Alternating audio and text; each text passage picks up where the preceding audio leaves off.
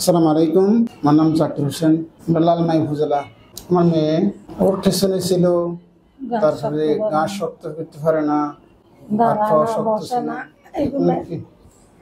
হওয়ার পর থেকে খিচুড়ি থেকে এরপরে মানে গাছ শক্ত করে না, কথা বলে না, বসে না, এখন হাঁটা চলাফিরে কিছুই করতে পারে না।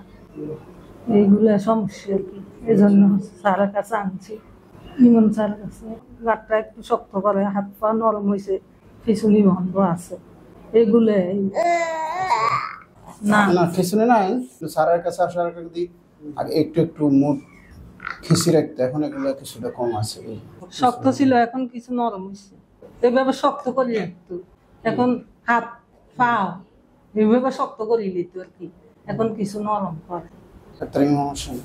ইমান হোসেন, জীবন আলো হাসপাতাল।